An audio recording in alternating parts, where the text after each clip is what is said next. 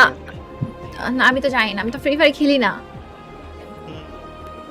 না এই ওকে, যে আমাদের এখানে কে আমাদের হিরোদেরকে তোমরা কাজে দেখতেছো। কুদ্দুস নেজাদ। কুট্টুস অনেক ফ্রি মাইন্ডের আছে, ওর কোনো কিছু একদম ও একদম ফ্রি মাইন্ডের।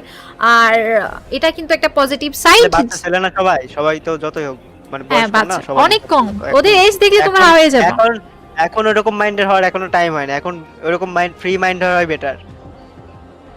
এটাই তো।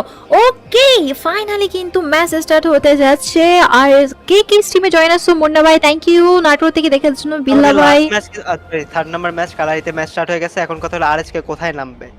সাবে নামতেছে কি? আরএসকে তো ড্রপ লোকেশন সাবে, এখন দেখা যাক আরএসকে সাবে যায় নাকি। সাবে যদি যায় ভাই এইবার চাই যে সাব, হ্যাঁ দা সাবে তো, হ্যাঁ সাব থেকে যদি স্টোনের দিকে রোটেট করে কিল হয়তো কম পাবে, বাট সাব থেকে যদি মেমতের দিকে রোটেট করে ফাইট করে মেজর সাইড আসে, মেজর সাইডে 3-4টা টিম ফাইট হয়েছিল প্রথম দিন যারা যারা গেম প্লে দেখছিলা। তো এখন দেখা যাক যে আরএসকে কোন দিকে রোটেট করবে, আর রাইট দিকে রোটেট করে আসলে বিআরএস সাথে ফাইট করবে।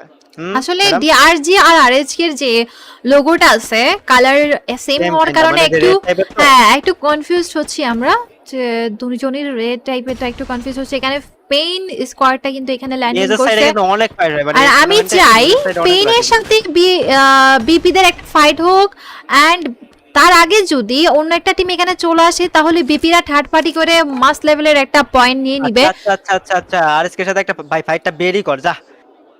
4v4 একটা ফাইট হবে না, অনেকের সাথে চান্স আছে গাইস, অনেক কিন্তু আরএসকে থেকে কিছু পয়েন্ট আগে আছে, তো অনেকটা যদি ওয়াইপ আউট করে দেয় আরএসকে